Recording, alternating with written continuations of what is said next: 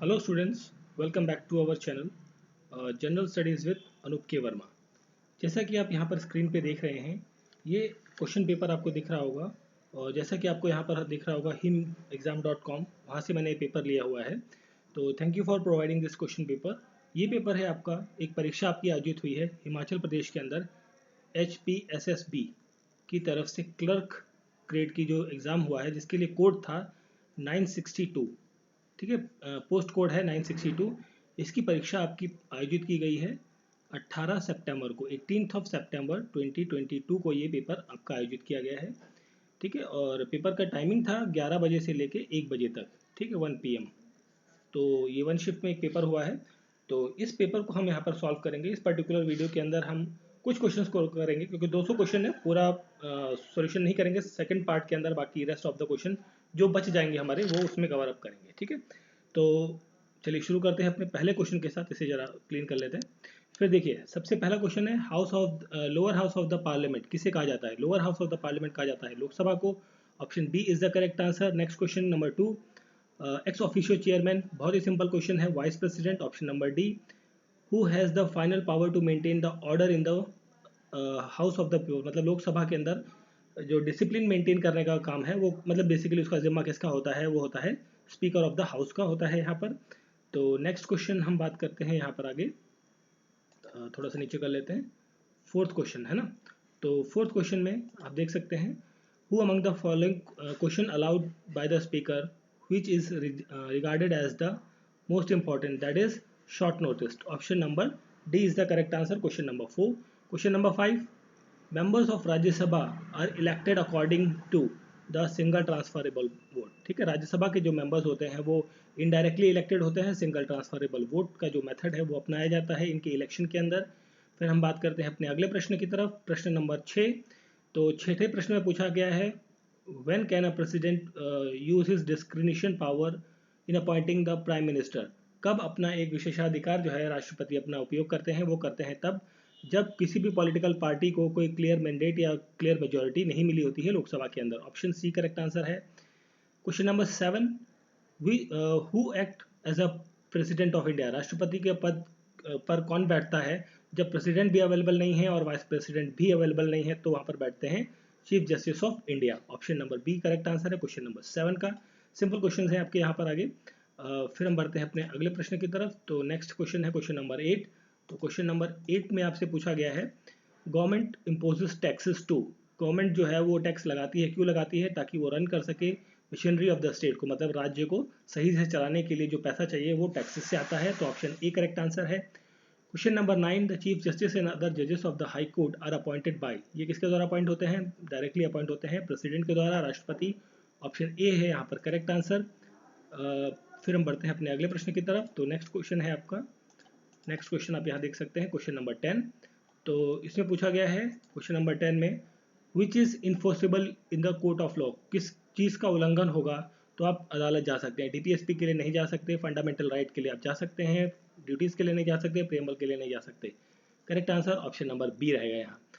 Recognition of political party is accorded by, देखिए किसी भी पॉलिटिकल पार्टी को मान्यता देने वाला काम जो है कि भाई ये पॉलिटिकल पार्टी है, तो ये कौन कहेगा? भाई इलेक्शन कमीशन का ये काम आता है। 12 नंबर प्रश्न, भारतीय संविधान के अंतर्गत setting up of village, village panchayat बननी चाहिए, इसके बारे में किस आर्टिकल के तहत मेंशन है? That is article number 40। Article 40 के अंदर ये सारी चीज़ें मेंशन की गई है। ठीक है, चलिए बढ़ते हैं फिर आगे। नेक्स्ट क्वेश्चन है हमारा 13 नंबर क्वेश्चन, 12 नंबर हो चुका था। सीएजी जो होते हैं आपके महान्यायवादी, सॉरी महालेखा अधिकारी जो होता है CAG, controller auditor general of India, उसका कार्यकाल कितना होता है? वो होता है 6 साल या फिर 65 ईयर ऑफ एज, जो भी पहले हो जाए। ठीक है, तो ऑप्शन डी करेक्ट आंसर है यहाँ पर। एंटी डिफेक्शन लॉ जो है वो इनेक्ट हुआ था सबसे पहले इन 1979 के अंदर, कहाँ पर? वेस्ट बंगाल के अंदर। Option number C correct answer है। A tax that takes away higher proportion of one income as the income rise is termed as, that is the progressive tax. Question number sorry progressive, ठीक है, progressive tax. Question number 15 का option number B is the correct answer. ठीक है, चलिए फिर हम बढ़ते हैं अपने अगले प्रश्न की तरफ। क्वेश्चन नंबर 16 है। तो इसमें पूछा, देखिए ये क्वेश्चन आपका अभी लास्ट वीक में भी कोई एग्जाम हुआ था आई थिंक। आज 18 तारीख है, तो 18 मतलब 12 तारीख या 11 तारीख में कोई एग्जाम हुआ था, उसमें भी ये सेम क्वेश्चन आया था। Bank rate means, bank rate का मतलब होता है official rate of interest charge by the central bank of India country. Central bank कौन सी है? आरबीआई आपकी, ठीक है। नेक्स्ट क्वेश्चन है life insurance corporation of India is an example of. Basically ये नॉन फाइनेंशियल बैंक होती है। तो यहाँ पर मेरे ख्याल से जो ऑप्शन बनना चाहिए दैट इज ऑप्शन नंबर, इसमें थोड़ा सा डाउट है बट ऑप्शन नंबर सी यहाँ पर करेक्ट आंसर होना चाहिए, ठीक है। नेक्स्ट क्वेश्चन है क्वेश्चन नंबर 18 पे हम चलते हैं, थोड़ा सा नीचे कर लेते हैं इसे। क्वेश्चन नंबर 18 की जब हम बात करते हैं तो यहाँ पर पूछा गया कौन से 5 ईयर प्लान के अंदर फर्स्ट 5 ईयर प्लान कौन सा था? वो 51 टू 56 के आसपास था। तो option number B correct answer है। स्टील प्लांट्स दुर्गापुर, भिलाई और राउरकेला जब स्थापित हुए थे तो वो कौन सा 5 ईयर प्लान चल रहा था? तो आपका सेकंड वाला 5 ईयर प्लान चल रहा था। 19th का क्वेश्चन का correct answer option number B है। 20th question, one astronomical unit जो है ये एक एवरेज डिस्टेंस है किसके किसके बीच में? ये सन और अर्थ के बीच में जो एक डिस्टेंस है उसको कहा गया है one angstrom, that is 1 A0, इस तरीके से लिखा जाता है ये। When does tide rises in the sea, tides जो है वो राइज कब होती हैं? ये जनरली देखने को मिलता है लूनर डे के दिन। इसमें 2 बार अप और 2 बार राइज और 2 बार फॉल आपको देखने को मिलता है पूरे 24 घंटे के अंतराल पर, ठीक है। फिर हम बात करते हैं 22वां क्वेश्चन जो है 22nd number question. 22nd number question में आपसे पूछा है the network of series of vertical and horizontal lines वो क्या कहलाई जाती है? ग्रिड कहलाई जाती है। इस तरीके से ये लाइंस, इस तरीके की लाइन ग्रिड कहलाती है। विच आइसोहेल इज द आइसोपैथ्स, तो ये होती हैं sunshines. Option number A is correct answer. Which river crosses tropic of cancer twice, that is Limpopo, ठीक है। ये साउथ अफ्रीका में एक रिवर है, वहाँ पर आपकी ये 2 बार ट्वाइस क्रॉस करती है टॉपिक ऑफ कैप्रिकॉन। स्टेपीज जो है ये ग्रास लैंड्स हैं और ठीक है, option number A is the correct answer.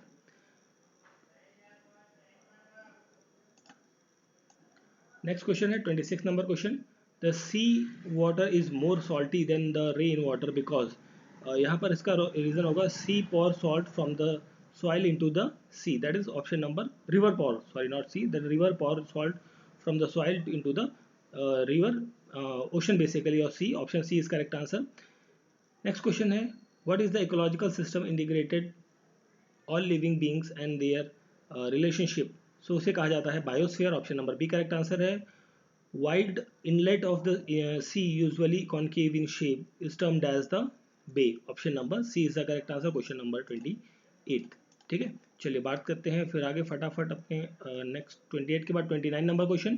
तो 29 नंबर में wall Himalayan mountains are the range of example of fold mountains है basically. Option D is correct answer है। रिवर नॉट इन पंजाब, देखिए सतलुज, रावी, चिनाब, बियास ये सारी क्या है पंजाब के अंदर, ताप्ती नहीं है।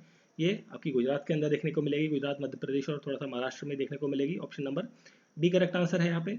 During west monsoon season Tamil Nadu remains dry because यहाँ पर इसका जो रीजन होगा that is it is located in the rain shadow area के अंदर। Option number A is the correct answer, ठीक है। Option A is correct answer, question number 31। फिर हम बात करते हैं नेक्स्ट 32 नंबर क्वेश्चन की। तो यहाँ पर पूछा गया है लेटराइट सॉइल जो है आपकी कहाँ देखने को मिलती है? ये यूपी, राजस्थान, हरियाणा में नहीं है, this is in Maharashtra. Okay, थोड़ा ज़्यादा बड़ा हो गया। ऑप्शन नंबर ए, ठीक है। 32 नंबर क्वेश्चन, इसको साफ करके दोबारा लिख देते हैं। 32 का option number A, which is not a cause of soil erosion. देखिए यहाँ पर not weathering is not a soil erosion का कारण नहीं है, ठीक है। Option number D C is the correct answer. Which was the first scheme of biosphere reserve area, that is Nilgiri biosphere reserve. Option number B is correct answer. और इनमें से कौन सा वो हाइड्रो प्रोजेक्ट जो है वो तमिलनाडु के अंदर नहीं है? देखिए यहाँ पर इदुकी जो है वो केरला के अंदर है और बाकी ये तीनों तमिलनाडु के अंदर है। तो यहाँ पर करेक्ट आंसर हो जाएगा option number A, Idukki hydro project जो है आपका तमिलनाडु में नहीं है, केरला के अंदर है, ठीक है। नेक्स्ट है 36 नंबर क्वेश्चन। 36 में आपसे पूछा गया है कि विच neighbouring country of India is the largest producer of opium in the world. तो सबसे ज़्यादा ओपियम का प्रोड्यूस होता है अफगानिस्तान के अंदर। बिगेस्ट ट्राइबल ग्रुप है वो है Santhal. Option number C is correct answer. When did India adopted the international tsunami warning years that is system, that is in 2007 के अंदर। In India there are many coal fields found in the Damodar valley के अंदर बहुत सारी coal field देखने को मिलती हैं। किसके अंदर आपको फंगाई की स्टडी देखने को मिलती है? कौन सी चीज़ को फंगाई की स्टडी कहा जाता है? That is called as a mycology. Option number A is the correct answer, ठीक है। चलिए बढ़ते हैं फिर हम आगे 41 नंबर क्वेश्चन में। क्वेश्चंस काफ़ी ईजी हैं, बहुत ज़्यादा टफ नहीं है।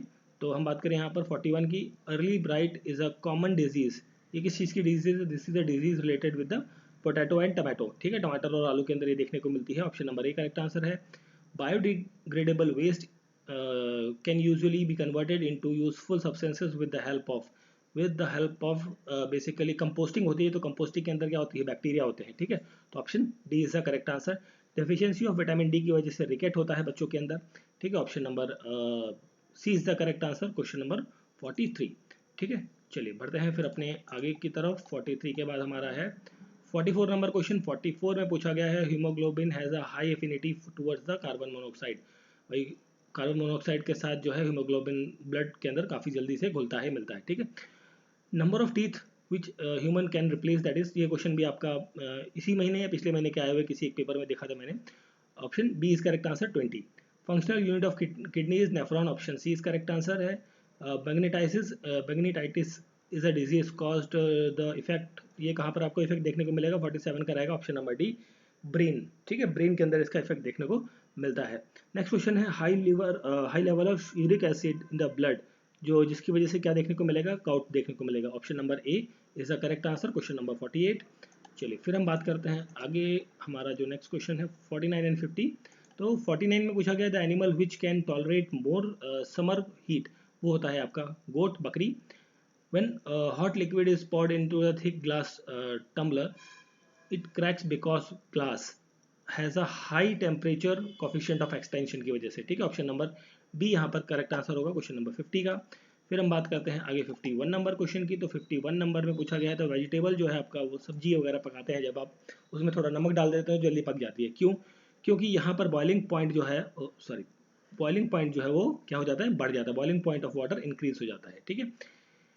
In the filament type light bulb the most of the electric power consumed appeared as a, वो किस तरीके से अपीयर दिखता है हमें? इंफ्रारेड लाइट की फॉर्मेट में हमें देखने को मिलता है। Image form by the plane mirror that can not be obtained on the screen is called as a virtual image. Option number A correct answer है, क्वेश्चन नंबर 53 का, ठीक है। मैं आपको जल्दी जल्दी बता रहा हूँ, सिर्फ आपको क्वेश्चन पढ़ रहा हूँ, वो आपको आंसर बता रहा हूँ, ठीक है। ज़्यादा एक्सप्लेनेशन के लिए हम इस पेपर को डिटेल में स्टडी करेंगे in the section question asked in 2022 वाला जो फोल्डर है हमारा, वहाँ पर आप देख सकते हैं। वहाँ पर जितने भी एग्जाम हुए हैं देश के अंदर, उन सभी के क्वेश्चंस को हम धीरे धीरे डाल रहे हैं, ठीक है। तो वहाँ पर आप डिटेल एक्सप्लेनेशन इन सभी क्वेश्चंस को देख सकते हैं इन फ्यूचर, अभी नहीं but in future. 54 question number है conversion of sound energy to electrical energy के लिए आपका माइक्रोफोन इस्तेमाल होता है which is use as the moderator in the nuclear reactor, that is graphite और D2O, ठीक है, हैवी वाटर जिसे कहते हैं। प्योर एलिमेंट कौन सा होता है? सोडियम, सोडियम, ठीक है। ऑप्शन नंबर यहाँ पर प्योर एलिमेंट है, option number C sodium is the correct answer. 56 के बाद 57 नंबर क्वेश्चन की जब हम बात करते हैं तो यहाँ पर पूछा है विच mineral does not contain oxygen, oxygen नहीं होता है, दैट इज क्रायोलाइट के अंदर ऑक्सीजन नहीं होता है। कौन सी गैस कलर्ड होती है? That is nitrogen dioxide, N2O होती है। तो यहाँ पर N2O नहीं है, तो मेरे ख्याल से यहाँ पर correct answer option number B होना चाहिए। This is coloured in blue, bluish colour में आपको देखने को मिलती है, बाकी सारी ये ट्रांसपेरेंट गैसेस होती हैं, ठीक है। व्हाइट या कह लीजिए आप ट्रांसपेरेंट, जो पानी का जो कलर होता है जो दिखता नहीं है हमें नेकेड आइज से। Fire fighting clothes are made up of asbestos के बने होते हैं, ऑप्शन बी करेक्ट आंसर है। भवेश्वर महादेव टेम्पल जो है हिमाचल प्रदेश के अंदर, ये कहाँ पर है?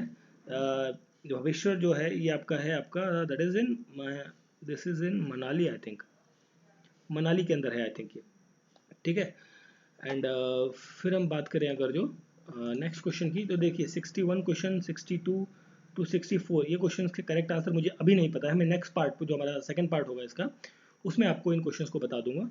और यहाँ पर कुछ और क्वेश्चंस अटेम्प्ट कर लेते हैं, देखते हैं। जैसे आप यहाँ पर देख सकते हैं 65 नंबर क्वेश्चन था यहाँ पे, तो 65 क्या था? तो 65 क्वेश्चन था, जो ऊना डिस्ट्रिक्ट है हिमाचल प्रदेश का, वो किस हिल पर आपका सिचुएटेड है? That is in Shivalik hills के अंदर।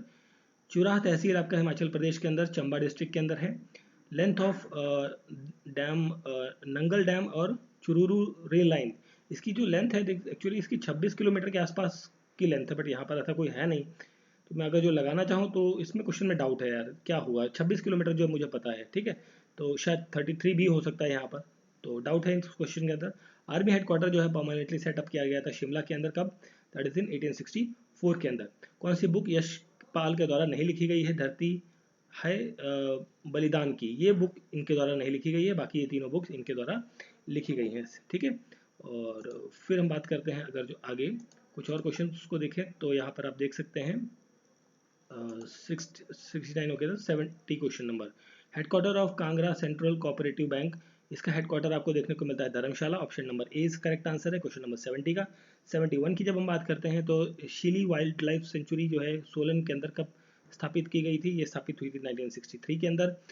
गिर्थ cultivation tribe are found in, ये आपको देखने को मिलती है कांगड़ा वैली के अंदर। ठीक है, तो इस वीडियो के अंदर बेसिकली इस पार्ट के अंदर हमने 72 नंबर तक क्वेश्चन किए हैं। बाकी इसके आगे कुछ हिमाचल के टिपिकल क्वेश्चन हैं और मैथमेटिक्स के क्वेश्चन हैं, और बाकी हिस्ट्री वगैरह के क्वेश्चन जो हैं आपको लास्ट में देखने को मिलेंगे।